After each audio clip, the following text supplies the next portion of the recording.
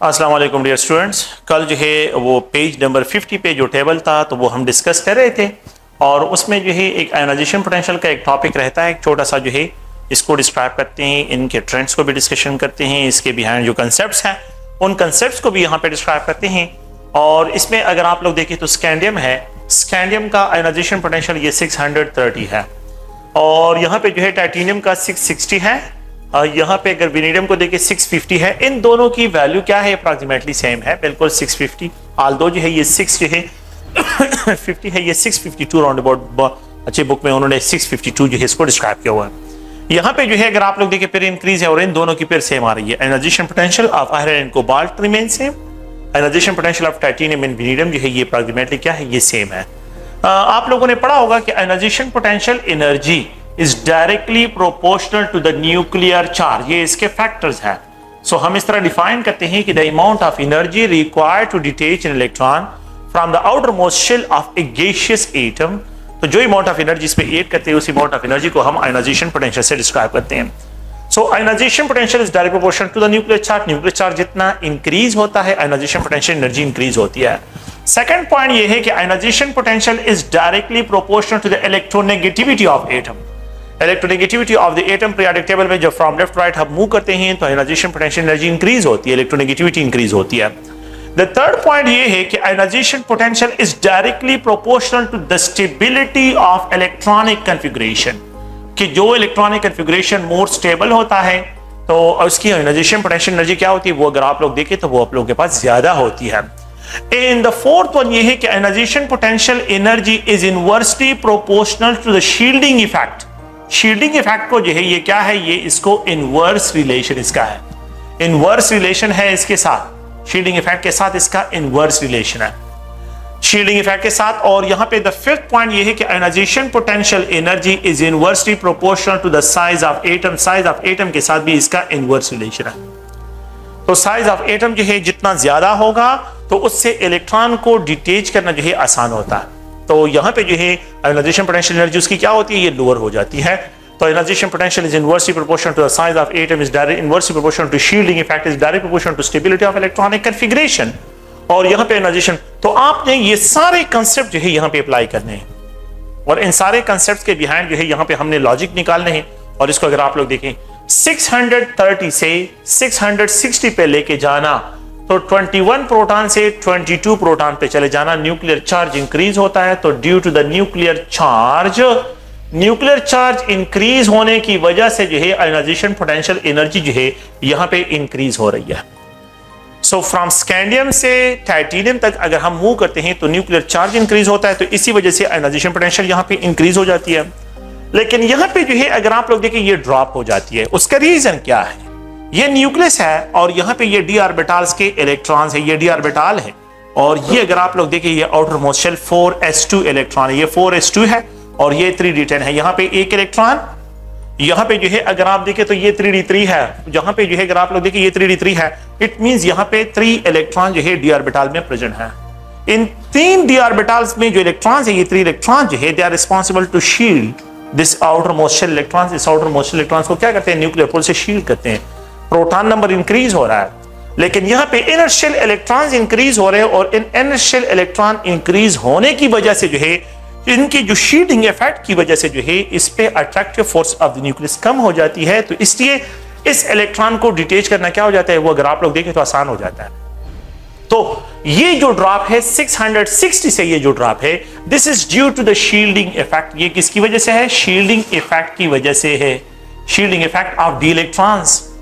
D के जो electrons है तो इन 3 इलेक्ट्रॉन्स की शील्डिंग इफेक्ट की वजह से है। प्रोटॉन नंबर यहां पे 23 है, प्रोटॉन नंबर 23 है इन केस ऑफ वेनेडियम। अगर आप लोग देखिए ये क्रोमियम है, अब क्रोमियम की तरफ अगर मैं चला जाता हूं तो फिर तो यहां पे शील्डिंग इफेक्ट और भी ज्यादा होना चाहिए। शील्डिंग इफेक्ट ज्यादा हो गया है, लेकिन प्रॉब्लम यहां पे अगर आप लोग देखें ये जो है इस पॉइंट को गौर से देखिए, शील्डिंग इफेक्ट ज्यादा हो गया है, ठीक है। जब शील्डिंग इफेक्ट ज्यादा होगा तो उससे आयोनाइजेशन पोटेंशियल ड्रॉप हो जाएगी। लेकिन प्रॉब्लम यहां पे क्या है, यहां पे वेनेडियम जो है ये हाफ फील्ड है और ये हाफ फील्ड इलेक्ट्रॉनिक कॉन्फ़िगरेशन है।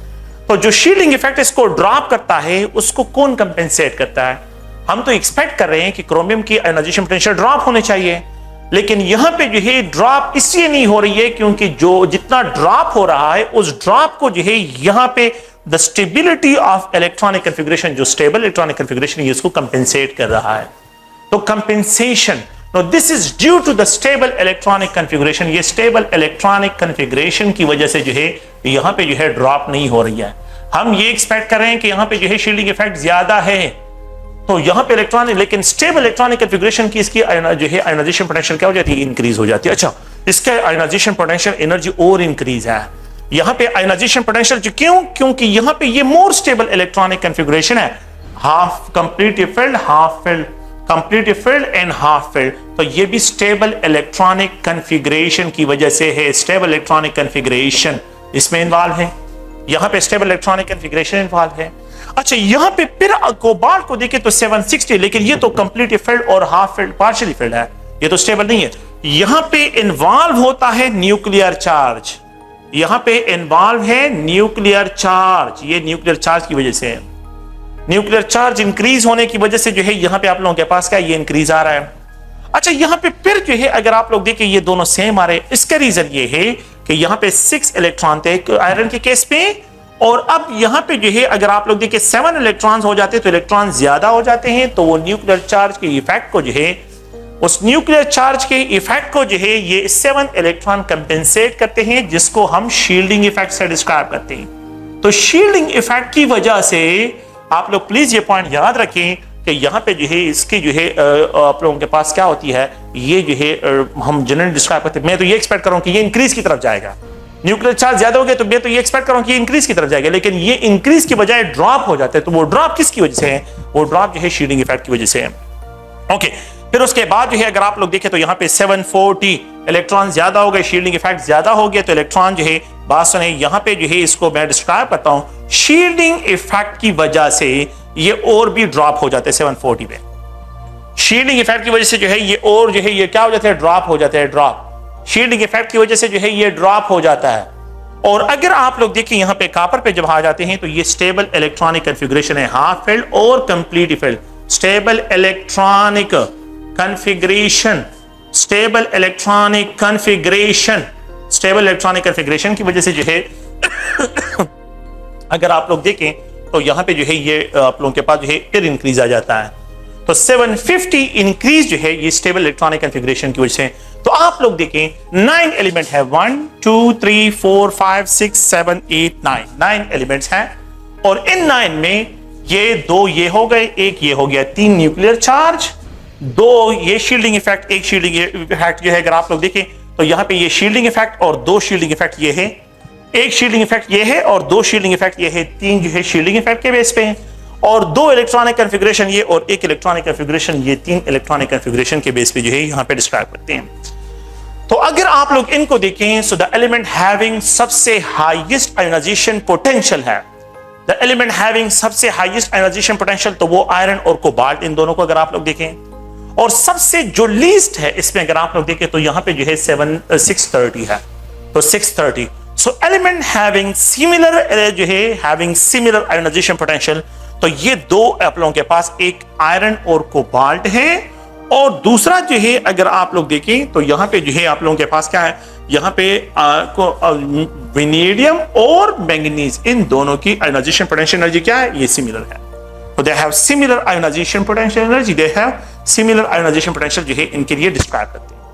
तो ये तो इसके जनरल फैक्टर्स हैं, और उन फैक्टर्स को भी आप लोगों को मैं बता रहा हूं कि ये सारे फैक्टर जो है आप लोगों ने एट द सेम टाइम जो है इस पे अप्लाई करने हैं। और यहां पे जो है आप लोगों ने इसके लिए कि ये जो ट्रांजिशन एलिमेंट्स हैं, सो द एलिमेंट्स यहां पे इसके लिए जो क्वेश्चंस है, the elements having highest, the element having highest ionization potential among the following, तो मैं इसको डिस्क्राइब करता हूं कि ये A है, ये B है, ये C और ये D। तो यहां पे जो है डिस्क्राइब करता हूं वेनेडियम को, अगर आप लोग देखिए यहां पे मैंगनीज को, और यहां पे आयरन को, और यहां पे जो है डिस्क्राइब करते हैं कॉपर को। तो अगर आप लोग देखें आयोनाइजेशन पोटेंशियल जो है कॉपर का 750 है, मैंगनीज का जो है अगर आप लोग देखें तो ये आप लोगों के पास 7 जो है 20 है, आयरन का 760 है, और यहाँ पे जो है अगर आप लोग वेनेडियम को देखें, वेनेडियम तो ये 650 है, तो सबसे हाईएस्ट जो है वो 760 है, and that is for the iron. Iron की जो है आयनाइजेशन पोटेंशियल सबसे ज्यादा है। सेकेंड पॉइंट यहाँ पे ये है कि ए है, बी है, सी है और ये डी। हम यहाँ पे इसको एक्सप्रेस करते हैं, तो अगर आप लोग देखिए मैं रिप्रेजेंट करता हूं कि यहाँ पे जो है स्कैंडियम है, यहाँ पे अगर आप लोग देखिए इसको डिस्क्राइब करता हूं वेनेडियम है, यहाँ पे जो है टाइटेनियम है, और यहाँ पे जो है अगर हम डिस्क्राइब करते हैं तो यहाँ पे जो है मैंगनीज है।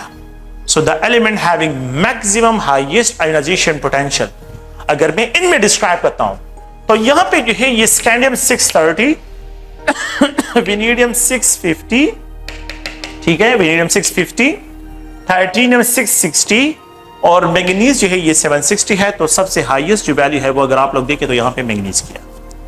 और अगर मैं इन सारे एलिमेंट्स के लिए ट्रेंड्स लिखता हूं, सबके लिए ट्रेंड्स लिखता हूं, तो ट्रेंड्स में ये है कि यहां पे आयरन और कोबाल्ट इन दोनों की तो सेम है, आयरन और कोबाल्ट इन दोनों की सेम है, लेकिन सबसे ज्यादा इनकी वैल्यू है 760 है। ट्रेंड अगर मैं लिखता हूं तो आयरन और कोबाल्ट की वैल्यू जो है ये सेम वैल्यू जो है यहां पे डिस्क्राइब हो रही है।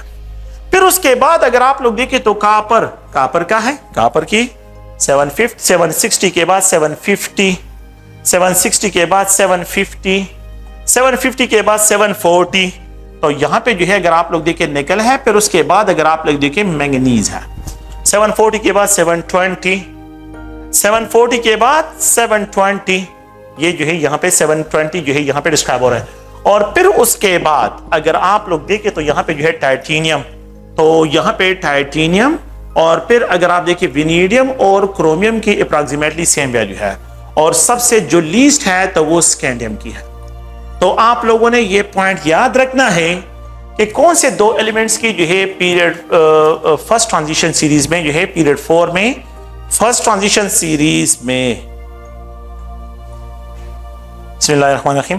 ओके, तो ये जो है हमने जो डिस्कशन इसमें की है कि अगर आप लोग देखिए एलिमेंट हैविंग सिमिलर जो है आयनाइजेशन पोटेंशियल आयरन कोबाल्ट की है, और यहाँ पे जो है वेनेडियम और क्रोमियम की जो है इनकी सिमिलर है, और ये इनका ट्रेंड है। आप लोगों ने जो है ये ट्रेंड भी याद रखना है, और इनके जो रीजन है वो सब के सब रीजन मैंने यहाँ पे लिख दिए हैं आप लोगों के लिए।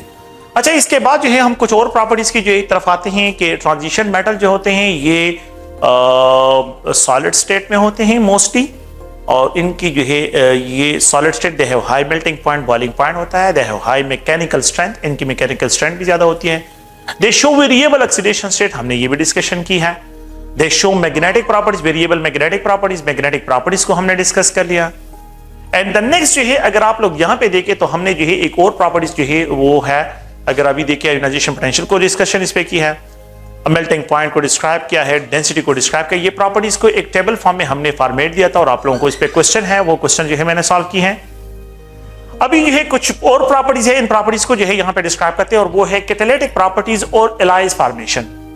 तो transition metal are mostly use as a catalyst. Transition metal जो होते हैं, transition metals mostly use as a catalyst. इनको क्या करते हैं, एज अ कैटलिस्ट यूज करते हैं इंडस्ट्री में, लेबोरेटरी में कैटलिस्ट, इन इंडस्ट्री में भी इसको यूज करते हैं इंडस्ट्री वाले प्रोडक्शंस के लिए, इंडस्ट्री में they are use in industry, in laboratory lab में भी इसको यूज करते हैं as a catalyst. No this transition metal जो है they are use as a catalyst, इनको जो है कैटलिस्ट फॉर्म में यूज करते हैं। अच्छा, कैटालिटिक प्रॉपर्टी जो इनकी है, तो this is due to the presence of vacant D orbital, D orbital की वैकेंसी की वजह से जो है, वैकेंट डी ऑर्बिटल की डी ऑर्बिटल जो वैकेंट इसमें प्रेजेंट होते हैं, पार्शियली फिल्ड होते हैं, तो उनकी वैकेंसी की वजह से जो है देख के शो कैटालिटिक प्रॉपर्टी, ये कैटालिटिक प्रॉपर्टी शो करते हैं। वैकेंट डी ऑर्बिटल होने की वजह से जो है they are good absorber of electron. ये जो फॉरेन पार्टिकल्स होते हैं तो उनके इलेक्ट्रॉन्स को या चार्जेस को एब्जॉर्ब कर लेते हैं, तो इसकी वजह से बॉन्ड स्ट्रेंथ जो है वहां पे क्या हो जाता है, कम हो जाता है। सो दे आर गुड एब्जॉर्ब, तो वैकेंट डी ऑर्बिटल की वजह से। एंड सेकंड पॉइंट ये है कि they also form interstitial compound, interstitial, तो इंटरस्टिशियल कंपाउंड जो है ये क्या करते हैं, यहां पे इनकी फॉर्मेशन होती है। इंटरस्टिशियल कंपाउंड्स क्या होते हैं, अगर आप लोग देखें ये एटम है, ट्रांजिशन मेटल का एक एटम, ये दूसरा एटम है, और ये एक अनदर एटम है। Let's suppose the atom are spherical shape, ये स्फेरिकल शेप है, और ये इनकी पैकिंग हो रही है, ये क्रिस्टल लैटिस में इनकी पैकिंग है, 3 डायमेंशन की पैकिंग होती है। ये जो स्पेसेस रह जाते हैं, इन स्पेसेस को पैकिंग के दौरान ये जो स्पेसेस रह जाते हैं, these spaces are called interstices। In spaces को क्या कहते हैं? इनको इंटरस्टाइसिस से इनको डिस्क्राइब करते हैं, इंटरस्टाइसिस, they are described as interstices। In spaces को इंटरस्टाइसिस कहते हैं। तो ये जो जहां पे जो है इस केमिकल रिएक्शन में इन्वॉल्व, तो स्मॉल एटम जो होते हैं, मॉलिक्यूल्स होते हैं, they adsorb on the surface of the metal. तो वो इन स्पेसेस में आके जो है एडजॉर्ब हो जाते हैं। इन स्पेसेस में क्या हो जाते हैं? एडजॉर्ब होना, एब्जॉर्ब नहीं, एडजॉर्ब, एडजॉर्प्शन। ये क्या है? एडजॉर्प्शन, नॉट एब्जॉर्प्शन है। एडजॉर्प्शन एक सरफेस फिनोमिना है। ये क्या है? एक सरफेस फिनोमिना है। और यहां पे जो है अगर आप लोग देखें तो यहां पे जो है ये मेटल, जो 8 मेटल्स होते हैं, इस मेटल के सरफेस पे इन इंटरस्टाइसिस में स्मॉल साइज एटम जो है ये एडजॉर्ब हो जाते हैं। इट्स अ फिजिकल इंटरेक्शन है, there is no chemical interaction. ये केमिकल इंटरेक्शन है। वैकेंडी ऑर्बिटल के साथ अगर ये पेयर ऑफ इलेक्ट्रॉन की तरफ आता है तो ये जो है केमिकल इंटरेक्शन है। लेकिन ये जो इंटरस्टिशियल कॉम्प्लेक्सेस होते हैं या कंपाउंड्स जिसको डिस्क्राइब करते हैं, इसकी स्टोइकियोमेट्री नहीं होती, ये फिजिकल फिनोमेना है। तो इन 2 फिनोमेना की वजह से जो है ट्रांजिशन मेटल शो और जो है ये कैटालिटिक प्रॉपर्टीज शो करते हैं। Transition metal show catalytic properties. Okay, ये लेट्स सपोज यही एक रिएक्टेंट है, ए है, यहां पे जो है ये बी एक अनदर रिएक्टेंट है, और ये सी मेरे पास कैटलिस्ट है। ये सी क्या है? कैटलिस्ट है। It act as a catalyst, ये कैटलिस्ट का काम करता है। ये ए, बी और सी का कॉम्प्लेक्स बन जाता है, या इस तरह भी हो सकता है कि ये दोनों के साथ कनेक्टेड हो, ये सी जो है इन दोनों के साथ कनेक्टेड हो, कॉम्प्लेक्स सी इन दोनों के साथ क्या हो जाता है? कनेक्ट हो जाता है। ये एक अनदर चांस है कि ये दोबारा डिकम्पोज होकर वापस भी रिटर्न हो सकती है, जरूरी नहीं है, लेकिन खैर जनरल सी है कि ए बी के साथ यहां पे ए बी और ये कॉम्प्लेक्स, और फिर उसके बाद होता क्या है कि ए बी बॉन्ड बन जाता है और ये सी जो है कैटलिस्ट जो है इससे डिटैच हो जाता है। तो कैटलिस्ट वो सब्सटेंसेस होते हैं जो रेट ऑफ रिएक्शन को स्पीड अप करते हैं और जिसकी बहुत कम, जितना जो है ये फाइनली पाउडर कैटलिस्ट होता है। तो कैटलिस्ट का सरफेस एरिया जितना सॉलिड स्टेट में हो, तो सरफेस एरिया ऑफ कैटलिस्ट जो है, सरफेस एरिया ऑफ कैटलिस्ट जितना इंक्रीज होता है, जितना ज्यादा होता है, तो इसकी एक्टिविटी इतनी ज्यादा होती है। A substance which increases the activity of catalyst is known as promoter. A substance which decreases the activity of a catalyst is known as inhibitor. उसको इनहिबिटर भी कहते हैं, उसको पॉइजनर भी कहते हैं। तो ये अगर आप लोग देखें तो इसमें हमने जो डिस्क्राइब करना है कि transition metal show variable oxidation state. Variable oxidation state में इनकी catalytic property different. Variable oxidation state में इनकी variable they also vacant orbital की वजह से क्या होते हैं? वेरिएबल ऑक्सीडेशन स्टेट भी आ जाते हैं। तो इनकी वजह से इनकी प्रॉपर्टी भी डिफरेंट हो जाती है। ओके, तो आप लोगों ने क्या याद रखना है? और से सुने, इनको जो है यहां पे इस तरह डिस्क्राइब करते हैं कि जो आप लोगों की केमिस्ट्री बुक में जितने भी कैटलिस्ट हैं ट्रांजिशन मेटल को, आप लोगों ने उनको याद रखना है। लेट्स सपोज अगर हम एडिबल ऑयल लेते हैं और इसको कैटालिटिक हाइड्रोजनेशन करते हैं, the presence of nickel metal is a catalyst. The condition is 250 degree centigrade and 200 atmospheric pressure. It is converted into vanaspati ghee. ये बनास्पति घी में कन्वर्ट होता है, इंडस्ट्री वाले इसको यूज करते हैं। ये जो है हबीब बनास्पति घी है और जो है मुख्तलिफ डिफरेंट टाइप्स ऑफ बनास्पति घी होते हैं, तो उनकी फॉर्मेशन जो है वो इंडस्ट्री में वो लोग क्या करते हैं? Nickel is use as a catalyst. इसमें nickel as a catalyst use करते हैं। इंडस्ट्री वाले सल्फर डाइऑक्साइड जो है सल्फ्यूरिक एसिड की प्रोडक्शन के लिए कॉन्टैक्ट चैम्बर में, अगर आप लोग देखिए कॉन्टैक्ट चैम्बर में oxidation of the sulphur dioxide into sulphur dioxide into sulphur dioxide in the presence of vanadium pentoxide. Vanadium pentoxide is used as a catalyst. Contact chamber में vanadium pentoxide is used as a catalyst for the production of sulfuric acid, for the production of sulfur dioxide that can be, जिसको फिर जो है shower करके जो है इसको convert करते हैं H2SO4 में। अगर आप लोग देखें यहां पे जो है मैं जनरली डिस्क्राइब करता हूं कि ये अल्कीन है, अल्कीन, और इस अल्कीन को जो है अगर हम पॉलीथीन में कन्वर्ट करते हैं, पॉलीथीन में इसको कन्वर्ट करते हैं पॉलीईथीन, पॉलीथीन में कन्वर्ट करते हैं, तो यहां पे we have to use titanium chloride as a catalyst. Titanium chloride इसमें क्या करते हैं? एज अ कैटलिस्ट यूज करते हैं। टाइटेनियम इज अ क्या है ट्रांजिशन मेटल, वेनेडियम पेंटॉक्साइड जो है, निकल जो है, ये सब के सब क्या है, these are the transition metals, ये ट्रांजिशन मेटल्स हैं। प्लैटिनम यूज करते हैं, पैलेडियम यूज करते हैं। गाड़ियों के जो कैटालिटिक कन्वर्टर होते हैं, जो नई गाड़ियां होती है तो उसमें कैटालिटिक कन्वर्टर लगे होते हैं और उन कैटालिटिक कन्वर्टर में भी ट्रांजिशन मेटल कनेक्टेड होते हैं। ये जो बिल्कुल नई गाड़ियां होती हैं तो उनके इंजन में जो है उन्होंने मॉडिफिकेशन इस तरह, क्योंकि उसमें कैटालिटिक कन्वर्टर होते हैं और उनमें जो है ट्रांजिशन मेटल ये होते हैं और उन ट्रांजिशन मेटल में दो चेंबर्स होते हैं, एक रिडक्स होता है और एक रिडक्शन होता है और एक जो है ऑक्सीडेशन चेंबर होता है। ऑक्सीडेशन चेंबर में carbon monoxide is oxidized into carbon dioxide और रिडक्शन चेंबर में the NOx are oxidized into nitrogen in water में कन्वर्ट होते हैं। तो खैर ये जो है अगर आप लोग देखें तो इन कैटलिस्ट के नाम को आप लोगों ने याद रखने हैं। हैबर प्रोसेस में अमोनिया, अगर आप देखें तो अमोनिया की प्रोडक्शन जब करते हैं तो उसमें iron is use as a catalyst to convert into ammonia. ये हैबर प्रोसेस में अमोनिया की प्रोडक्शन के लिए iron is use as a catalyst. इस रिएक्शन को कैटलाइज करने के लिए आयरन क्या करते हैं, इसको यूज करते हैं एज अ कैटलिस्ट, जो है यहाँ पे आयरन यूज होता है। तो प्लीज है मेरे के ट्रांजिशन मेटल जो है, ट्रांजिशन मेटल में ये पॉइंट याद रखें कि सल्फर डाइऑक्साइड जो है can be catalyze in the presence of a catalyst. Name the catalyst, उसके कैटलिस्ट का नाम वेनेडियम पेंटॉक्साइड है, ठीक है। Oil can be converted into ghee in the presence of platinum metal, platinum metal and nickel catalyst के presence में इसको convert कर सकते हैं। Titanium chloride is used in order to catalyze the alkenes into ethene को हम क्या करें, पॉलीथीन में कन्वर्ट करते हैं। तो ये कैटलिस्ट नाम आप लोगों ने याद रखने हैं। तो ये जो है आप लोग प्लीज है मेरे transition metal are use as a catalyst, इनको एज अ कैटलिस्ट जो है डिफरेंट इंडस्ट्री में जो है यूज करते हैं, लेबोरेटरी में इनको यूज करते हैं और ये इसके जो है रीजंस हैं, ठीक है। तो transition metal are use as a catalyst, इनको हम जो है क्या डिस्क्राइब करते हैं, एज अ कैटलिस्ट जो है इसको डिस्क्राइब करते हैं। ट्रांजिशन मेटल्स के एलाइज बनाए जाते हैं। एलाइज क्या होते हैं, कोलाइडल सॉल्यूशंस होते हैं। Alloys are the colloidal solutions.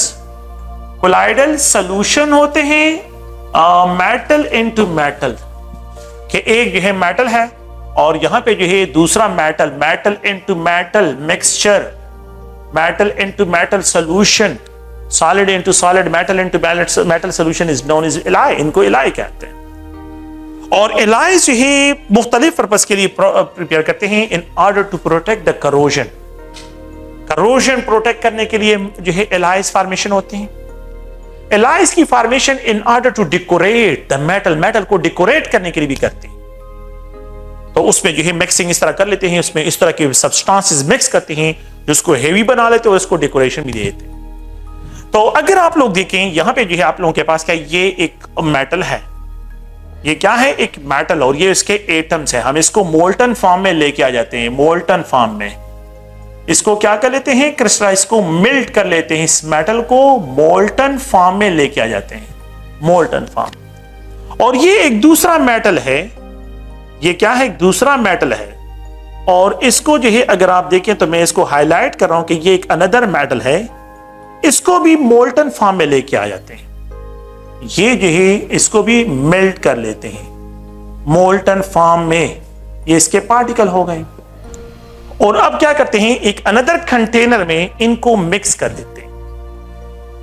इनको क्या करते हैं, ये भी मोल्टन फॉर्म है, ये भी मोल्टन फॉर्म है। ये क्या है, molten, molten means melted form. Container में इन दोनों को डाल देते हैं। तो अब अगर आप लोग देखें तो ये पार्टिकल जो है इस तरह पेक हो रहे हैं। ये पार्टिकल क्या है, पार्टिकल जो है इस तरह, लेट्स सपोज मैं यहां पे इस तरह एक्सप्रेस करता हूं कि ये पार्टिकल इस तरह अब पेक होंगे क्रिस्टल। ये इस जरूरी नहीं है कि अल्टरनेट हो, लेकिन मैं जनरली इसको डिस्क्राइब कर रहा हूं कि ये पार्टिकल जो है इस तरह जो है पेक हो जाते हैं और यहां पे जो है एक एटम के पोजीशन को दूसरा एटम जो है क्या कर लेता है, उसको ऑक्युपाई कर लेता है, इसको डिस्प्लेस सब्स्टिट्यूटेड जो है इसको डिस्क्राइब करते हैं, ये सॉल्यूशन। तो अब एक मेटल के एटम ये है और दूसरे मेटल के एटम्स क्या है, ये आप लोगों के पास है। हम इनको मिक्स कर लेते हैं, रूम टेम्परेचर पे वापस लेटर ऑन लेके आ जाते हैं। जब इनको बना लेते हैं तो ये एक दूसरे के साथ पेक होना शुरू हो जाते हैं। तो इनकी पैकिंग जब हो जाती है तो यहाँ पे जो है आप लोगों के पास ये एलाइज बन जाते हैं और इनमें जो है solid into solid colloidal solution होता है। एलाइज फॉर्मेशन जो है आप लोग प्लीज हमें रखें, यहाँ पे एक दो वर्ड्स आप लोगों के बुक में यूज हुए, एक है bronze age.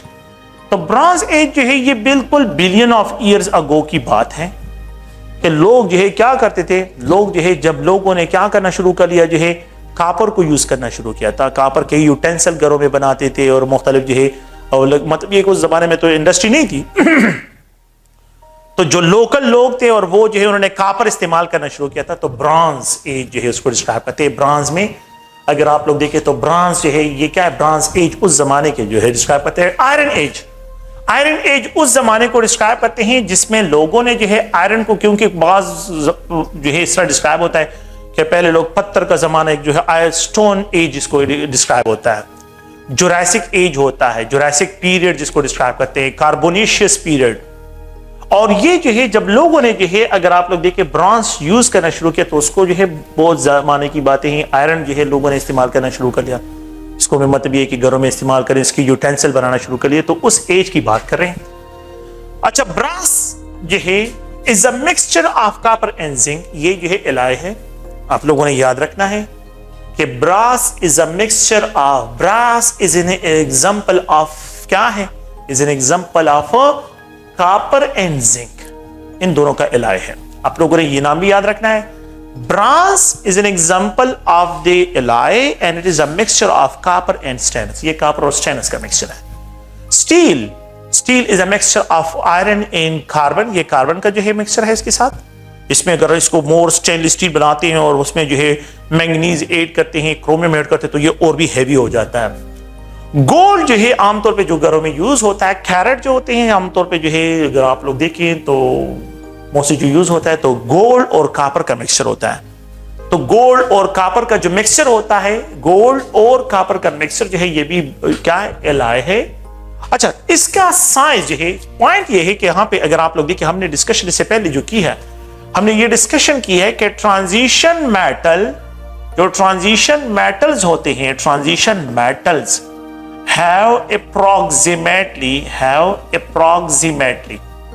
approximately similar size, हमने जो है डिस्कशन की है, सिमिलर साइज, इनके जो साइज होते हैं वो सिमिलर होते हैं, एटॉमिक रेडियाई जो है सिमिलर होती है। अगर आपको याद हो तो chromium is approximately equal to उसका साइज मैंगनीज का है, और अगर आप लोगों को याद हो कोबाल्ट, आयरन और कोबाल्ट की जो है साइज है अप्रोक्सीमेटली इक्वल है, और मैं रिप्रेजेंट करता हूँ निकल और कॉपर का जो साइज है वो अप्रोक्सीमेटली इक्वल है, लेकिन इनके साइजेस में बहुत कम डिफरेंस है। अगर आप देखें तो ये 117 और ये 115, जस्ट ओनली 2 का डिफरेंस इसमें आ रहा है। इनके एटॉमिक रेडियाई जो है इतनी साइज, स्मॉल साइज, इसलिए एक दूसरे के साथ मिक्स होके क्रिस्टल लेटिस से एक के एटम को डिस्प्लेस करके खुद जो है वहां पे फिक्स हो जाते हैं। तो ये अगर आप लोग देखें तो ये जनरल जो है एलॉयज के नाम याद रखते हैं। Brass is an example of, bronze is an example of, steel is an example of, gold is an example of, is a mixture of, steel is a mixture. तो आप लोगों ने इस तरह के क्वेश्चन को ज़हन में रखना है, और ये जो है आप लोगों ने प्लीज ज़हन में रखने के एटॉमिक साइज की सिमिलर होने की वजह से जो है इनके जो एलाइज हैं तो इनके एलाइज बनाए जाते हैं, ठीक है। और ये metal into metal mixture describe होता है, it is describe as a metal into metal mixture से इनको डिस्क्राइब करते हैं। तो ये एलाइज हैं, और एलाइज जो है आप लोगों ने ज़हन में रखते हैं कि एलाइज जो है इनको इंडस्ट्री वाले भी यूज करते हैं, और फॉर द डेकोरेशन पर्पस के लिए भी इनको यूज करते हैं, और इनको इन ऑर्डर टू प्रोटेक्ट, इनको प्रोटेक्ट करने के लिए, मेटल को प्रोटेक्ट करने के लिए भी यूज करते हैं। नेक्स्ट जो है हम यहाँ पे एक अनदर इंपॉर्टेंट टॉपिक की तरफ आते हैं, and that is coordination chemistry. कि कोऑर्डिनेशन केमिस्ट्री क्या है, कोऑर्डिनेशन केमिस्ट्री क्या है, और कोऑर्डिनेशन केमिस्ट्री में जो है जो डिफरेंट टर्मिनोलॉजीज है उनको हमने डिफाइन करना है। कोऑर्डिनेशन कंपाउंड्स क्या होते हैं, so the transition metals compounds, हम यहाँ पे क्योंकि स्पेसिफिकली हम ट्रांजिशन मेटल को डिस्क्राइब करें कि कोऑर्डिनेशन कंपाउंड्स क्या है। So the type of compounds of transition metal, the type of compounds, the type of compounds, तो हम स्पेशली जो है डी ब्लॉक एलिमेंट्स की बात करें तो D block elements compounds, the type of compounds of D block elements है compounds which retain their identity, which retains their identity in solid state or solution form।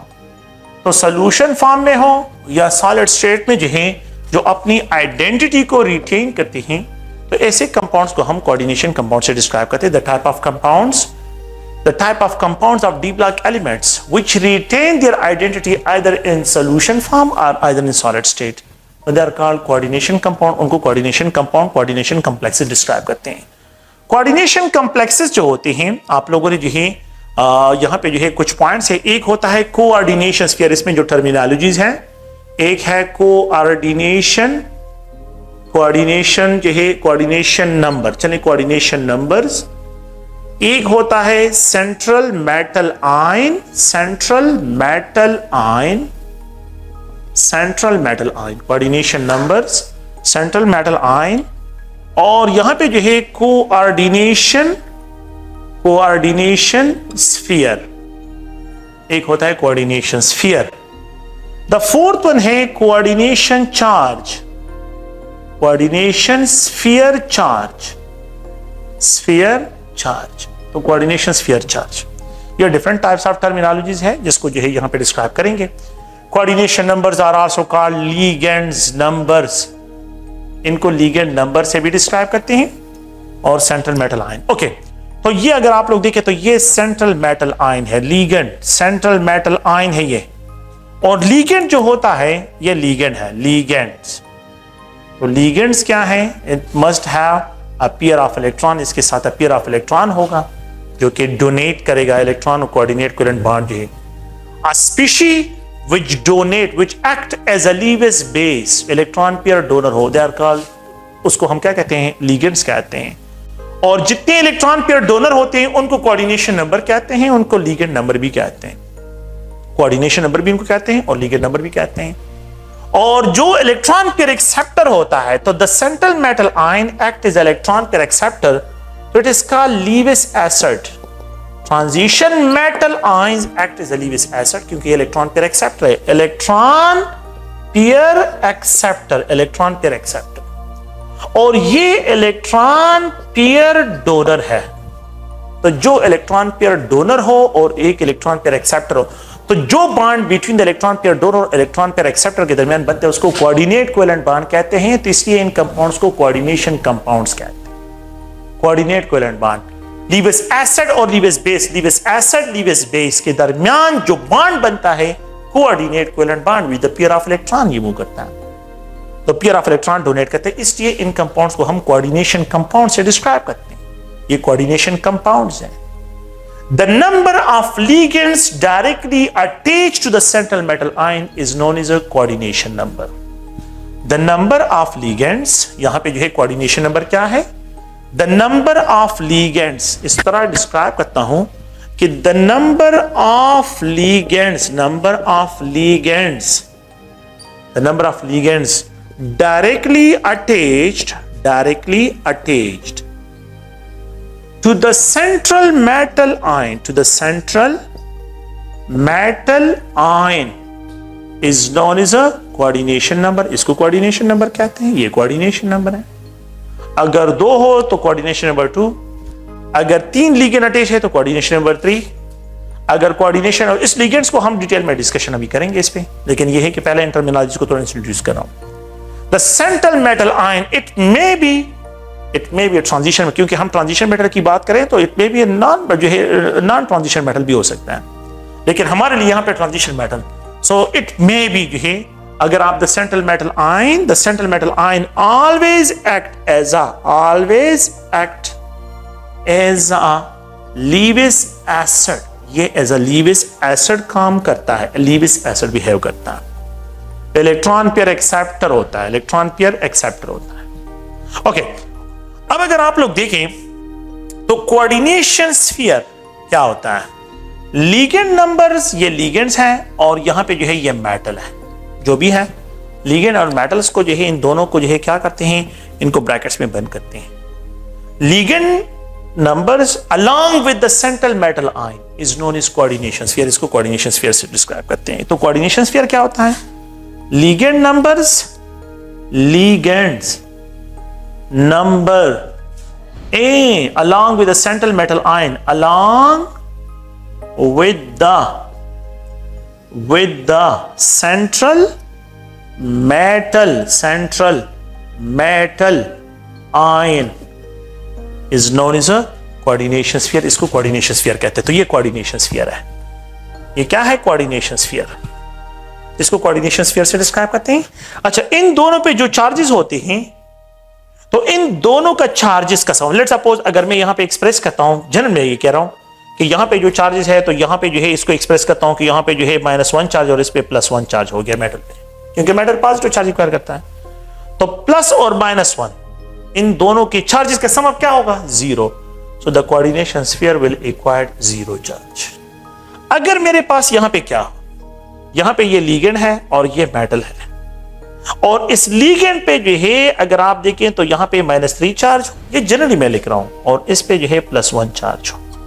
So the coordinations इन दोनों charges का जो sum up होगा ये -2 होगा, -3 और +2 +1 -2 के बराबर है। सो द कोऑर्डिनेशन स्फीयर पे जो चार्ज होगा वो लिगेंड के चार्जेस, लिगेंड नंबर के जो चार्जेस, जितने नंबर्स होते हैं उनके चार्जेस, एंड प्लस मेटल के जो ऑक्सीडेशन स्टेट होता है उन दोनों के सम अप से जो डिफरेंस आ जाता है, उनके सम अप के बराबर जो भी होता है वो कोऑर्डिनेशन स्फीयर के चार्जेस का होता है। अगर आप लोग देखें यहां पे जो है ये लिगेंड है और ये मेटल है। अगर मैं इसको इस तरह डिस्क्राइब करूं कि यहां पे जो है इसको डिस्क्राइब करता हूं कि ये -2 है और ये +4 है, तो -2 और +4 ये +2 आ जाता है। तो the coordination sphere will acquire positive charge. So it is the sum coordination sphere charge है the sum of the charges of the ligand numbers and plus central metal oxidation state. So the sum of the charges, the sum of charges of ligand numbers, जो ligands होते हैं, ligands and oxidation state of central metal ion, it is describe, इसको हम क्या represent करते हैं? Coordination sphere charge से इसको डिस्क्राइब करते हैं। तो इट में भी 0 भी हो, अगर ये 0 हो it means it's solid state. ये सॉलिड स्टेट में, solid state the type of compound which retain their identity in solid state, ये सॉलिड स्टेट। अगर ये coordination sphere charge 0 and if it is acquire negative और positive charge इस form में हो, तो इन दोनों फॉर्म में it is describe as solution. इसको सॉल्यूशन में डिस्क्राइब करते हैं, आर सॉल्यूशन फॉर्म। तो अगर coordination sphere acquire charge acquire करता हो तो सॉल्यूशन फॉर्म में है, तो ये सॉल्यूशन फॉर्म होगा। और अगर ये 0 इन दोनों का सम होगा तो ये सॉलिड स्टेट में होगा। So the type of compound of D block element which retain their identity either in solid state और solution form, such a type of compound are described as a coordination compound। इनको coordination compound से describe करते हैं, और ये इनके general जो है पॉइंट्स हैं। ठीक है, तो ये अगर आप लोग देखें तो इनके लिए जनरल जो है इसमें डिस्क्रिप्शन है। ये थ्योरेटिकल पॉइंट्स है। अब स्टेप बाय स्टेप इनकी तरफ आते हैं। लिगेंड्स क्या होते हैं और लिगेंड्स को जो है डिस्क्राइब करते हैं। लिगेंड जो है, अगर आप लोगों को मैंने भी डिस्कस किया कि लिगेंड जो है ये इलेक्ट्रॉन पेयर डोनर होता है, ये लीविस एसिड होता है, लीविस बेस होता है, सॉरी लीविस बेस होता है लिगेंड। तो लिगेंड जो है, लिगेंड इलेक्ट्रॉन पेयर डोनर होता है, इलेक्ट्रॉन पेयर डोनर होता है, इलेक्ट्रॉन पेयर डोनर। ये जो है इलेक्ट्रॉन पेयर डोनर है। द फर्स्ट पॉइंट तो ये है। ये इनके जो नंबर्स होते हैं ये कोऑर्डिनेशन नंबर, लिगेंड के जितने, the number of ligands, the number of ligands, the number of ligand describe the coordination numbers, describe the coordination number. इनको कोऑर्डिनेशन नंबर से डिस्क्राइब करते हैं। The number of ligand describe coordination number, इनको coordination number से describe करते हैं। तो जितने द नंबर ऑफ लिगेंड्स होते हैं और आप लोगों के पास ये कोऑर्डिनेशन नंबर। लिगेंड जो होते हैं इनकी जो क्लासिफिकेशन है, ligands are classified into monodentate ligand. So such a type of ligand which donate a single pair of electron to the central metal ion is described as monodentate ligand. So the type of ligand which donate a single electron pair, which donate a single electron pair to the central metal ion, it is described as a monodentate. इसके जो example है fluoride, chloride, bromide, iodide, iodide. तो ये अगर आप ये इसमें भी ये चार भी हो सकता है और पॉजिटिव नेगेटिव चार भी हो सकता है और ये न्यूट्रल भी हो सकता है। तो यहाँ पे फ्लोराइड, ब्रोमाइड, क्लोराइड, आयोडाइड जो है इसके लिए डिस्क्राइब करते हैं। और अगर आप लोग देखिए तो यहाँ पे जो है इसके अलावा साइनाइड, साइनाइड जो है यहाँ पे नाइट जो है इसको डिस्क्राइब करता हूँ कि nitride, sorry nitrate, nitro group से इसको भी डिस्क्राइब करते हैं, नाइट्रेट इसको एक्सप्रेस करते हैं, ये नाइट्रेट है। ये क्या है? ये मोनोडेंटेट लिगेंड है। इट मे बी न्यूट्रल, ये वाटर न्यूट्रल, अमोनिया ये न्यूट्रल मोनोडेंटेट लिगेंड है, अमोनिया, अल्कोहल ये मोनोडेंटेट, ईथर अगर आप लोग देखें मोनोडेंटेट लिगेंड। अच्छा अगर आप लोग देखें thiols, no they are monodentate ligand, ये मोनोडेंटेट लिगेंड है। No these are monodentate ligand, ये मोनोडेंटेट लिगेंड इनको डिस्क्राइब करते हैं। एक होते हैं bidentate ligand. So such a type of ligand which approaches towards the central metal ion with the 2 electron pair. अगर दो साइड से वो कनेक्ट होने की कोशिश करता है तो इसको हम जो है बाइडेंटेट लिगेंड कहते हैं। So the type of ligand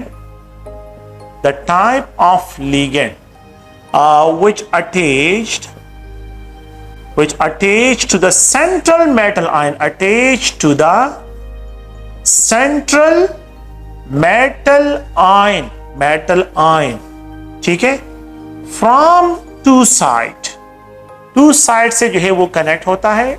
so it is described as a bidentate ligand। अच्छा इसके जो एग्जांपल है तो इसके एग्जांपल को यहां पे डिस्क्राइब करते हैं और एग्जांपल जो है इसको अगर आप लोग देखें तो इथाइलिन डायाएमाइन, इथाइलिन डायाएमाइन, तो ये इथाइलिन है और ये डायाएमाइन और ये न्यूट्रल है, तो इट्स अ बाइडेंटेट लिगेंड, ये बाइडेंटेट लिगेंड है। सेकंड पॉइंट जो है oxalate ion, oxalate ion bidentate ligand है, ये भी बाइडेंटेट लिगेंड से इसको डिस्क्राइब करते हैं। So such a type of ligand which approaches toward the central metal ion with a 2 pair of electron are described as a bidentate ligand, उनको bidentate ligand से describe करते हैं। bidentate ligand में जो है अगर आप लोग देखें तो ये bidentate ligand, ये जो है अगर आप लोग देखें bidentate ligand इसको डिस्क्राइब करते हैं। अच्छा अगर आप लोग देखें डायापाइराडीन, डायापाइराडीन is an example of bidentate ligand, डायापाइराडीन is an example of bidentate, यहां से भी इलेक्ट्रॉन शिफ्ट करते हैं, यहां से भी इलेक्ट्रॉन डोनेट करता है। तो it is also described as a डायपाइराडीन जो है it is also described as a bidentate ligand, इसको bidentate ligand से डिस्क्राइब करते हैं। ओके अगर आप लोग देखें मैं बाइडेंटेट लिगेंड को इस तरह डिस्क्राइब करता हूं कि ये NH2 है और इसके साथ पेयर ऑफ इलेक्ट्रॉन, और यहां पे ये NH2 है और इसके साथ भी पेयर ऑफ इलेक्ट्रॉन है। ये सेंट्रल मेटल आयन है, ये सेंट्रल मेटल आयन है और ये पेयर ऑफ इलेक्ट्रॉन इस सेंट्रल मेटल आयन को अपीयर एक इस साइड से कनेक्ट हो जाता है और दूसरा जो है ये नाइट्रोजन इसी एक मॉलिक्यूल के साथ दो साइड से कनेक्ट हो जाता है। जब ये दो साइड से यहां पे कनेक्ट हो जाता है, टू साइड से इसकी कनेक्शन होती है, तो it acquire a ring structure. This ring structure is known as chelate, इसको कीलेट कहते हैं। इसको क्या कहते हैं? कीलेट्स, इसको डिस्क्राइब करते हैं कीलेट्स, इसको कीलेट से डिस्क्राइब करते हैं। तो जो बाइडेंटेट लिगेंड होते हैं तो ये कीलेट्स बनाते हैं, रिंग स्ट्रक्चर बनाते हैं और ये दो साइड से कनेक्ट हो जाते हैं। जब ये दो साइड से, ये लेट्स सपोज ये मेटल है, ये मेटल है, सेंट्रल मेटल है, तो यहां से एक लिगेंड यहां से कनेक्ट हो गए थे और दूसरा साइड से यहां से कनेक्ट, तो ये रिंग स्ट्रक्चर एक्वायर करते हैं। पूरा रिंग स्ट्रक्चर जो है अगर आप लोग देखें तो पूरा रिंग स्ट्रक्चर जो है ये एक्वायर करते हैं, तो यहां पे एक रिंग स्ट्रक्चर बन जाता है। तो ये कीलेट्स इसको डिस्क्राइब करते हैं। तो जो बाइडेंटेट लिगेंड होते हैं ये कीलेट्स बनाते हैं और जो मोनोडेंटेट लिगेंड होते हैं ये सिंगल साइड से लिंक होते हैं। ये मेटल है तो मेटल आयन है, तो ये अमोनिया है, अमोनिया बाइडेंटेट नहीं, ये मोनोडेंटेट है, सिंगल साइड से। दूसरा अमोनिया मॉलिक्यूल जो है यहां से कनेक्ट हो जाता है, तीसरा अमोनिया मॉलिक्यूल यहां से कनेक्ट हो जाता है, लेकिन ये एक साइड से रिंग स्ट्रक्चर नहीं बनाती। तो जो रिंग स्ट्रक्चर में इन्वॉल्व होती हैं वो कीलेट्स बनाते हैं, बाइडेंटेट लिगेंड जो है ये कीलेट्स बनाते हैं। And such a type of ligand which attach to the central metal ion from many sides जो मेनी साइड से कनेक्ट होते हैं उसको पॉलीडेंटेट लिगेंड से डिस्क्राइब करते हैं। They are described as a polydentate ligand. अगर 3 साइड से कनेक्ट होता है तो ट्राइडेंटेट है, और अगर मेनी साइड से कनेक्ट होता है तो उसको पॉलीडेंटेट लिगेंड से डिस्क्राइब करते हैं। सो द टाइप ऑफ लिगेंड जो है विच पॉलीडेंटेट, तो polydentate the type of ligand which attach to a central metal ion, the type of molecule, एक molecule है, the type of ligand, ligands क्या है, molecule है, which attached to the central metal ion, to the central metal ion from many side, such a type of ligands are called polydentate ligand। इसको polydentate ligand, इसमें EDTA है, EDTA। तो EDTA जो है ethylene डायएमाइन, ethylene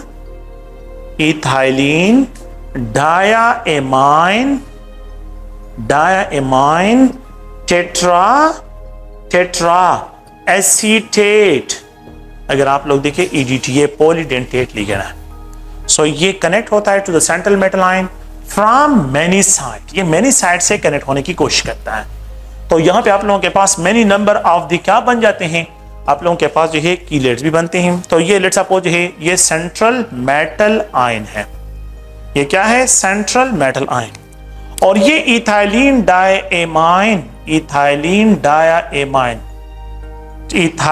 diamine tetra acetate. तो ये जो है ECH2, और यहाँ पे जो है ये अगर आप लोग देखें तो कार्बोनाइल ग्रुप और ये O with a negative charge. अच्छा, ये CH2 और ये CH2 और ये कार्बोनाइल ग्रुप और ये oxygen with a negative charge. ये अगर आप देखें तो ये CH2 और ये कार्बोनाइल ग्रुप और ये O with a negative charge. तो देखें, ये एक एसीटेट, ये दूसरा एसीटेट, ये तीसरा एसीटेट, ये fourth one acetate, tetra acetate, diamine और ethylene diamine tetra acetate. Okay, तो अगर आप लोग देखें तो यहां से ये कनेक्ट हो सकता है, यहां से कनेक्ट होगा, एक कीलेट बन जाएगा। यहां से कनेक्ट हो सकता है कीलेट, यहां से कनेक्ट हो सकता है कीलेट, यहां से कनेक्ट हो सकता है कीलेट, और यहां से ये कनेक्ट हो सकता है chelate. So if the ethylene diamine tetraacetate solution form में हो, क्या हो, सॉल्यूशन फॉर्म में हो, हेक्साडेंटेट है, 1 2 3 4 5 6 साइड से जो है ये ट्रांजिशन 1 2 3 4 5 6 साइड से, तो it is described as a hexadentate. ये क्या है, hexadentate. It is also described as a polydentate, ये पॉलीडेंटेट भी है। हेक्साडेंटेट पॉलीडेंटेट लिगेंड जो है इसको डिस्क्राइब करते हैं। और यहां पे जो है आप लोग ये पॉइंट ज़हन में रखें कि आप लोगों के पास most the stable chelate is 5 membered ring जो होता है, 5 मेंबर्ड रिंग। तो जो 5 मेंबर्ड रिंग होता है तो उसका स्टेबल कीलेट बनता है। देखिए 1 2 3 4 5, 1 2 3 4 5, 1 2 3 4 5, 1 2 3 4 5, 1 2 3 4 5, 1 2 3 4 5, 5 मेंबर रिंग जो है कीलेट्स आप लोगों के पास यहाँ पे मोस्ट स्टेबल बनते हैं। तो ये जो है लिगेंड्स की क्लासिफिकेशन। तो लिगेंड जो है अगर आप लोग देखें इलेक्ट्रॉन पेयर डोनर्स होते हैं, और यहाँ पे जो है ये मोनोडेंटेट भी हो सकते हैं, बायोडेंटेट भी हो सकते हैं, और ट्राइडेंटेट भी हो सकते हैं, और पॉलीडेंटेट भी हो सकते हैं। तो इन एग्जाम्पल को आप लोगों ने ज़हन में रखना है और ये पॉइंट याद रखने हैं, ठीक है। तो ये तो अगर आप लोग देखें तो लिगेंड्स की क्लासिफिकेशन और लिगेंड्स को जनरल जो है डिस्क्राइब करना था। कीलेट्स कि जब लिगेंड जो है 2 साइड से कनेक्ट होता है ट्रांजिशन मेटल के साथ, और जो रिंग स्ट्रक्चर रिक्वायर होता है उस रिंग स्ट्रक्चर को हम कीलेट से डिस्क्राइब करते हैं। Ring structure, this ring structure is known as chelate, this ring structure is known as chelate, this ring structure is known as chelate, this ring structure is known as chelate, this ring structure is known as chelates. तो ring structure are described as chelates, इनको chelate से describe करते हैं, ठीक है। तो आप लोगों ने प्लीज इन पॉइंट्स को ज़हन में रखना है। तो ये जनरल जो है इसकी एग्जांपल्स हैं। मैं इसके बाद नॉमेनक्लेचर की तरफ आता हूँ। Nomenclature of the coordination compounds को डिस्क्राइब करता हूँ। हाँ,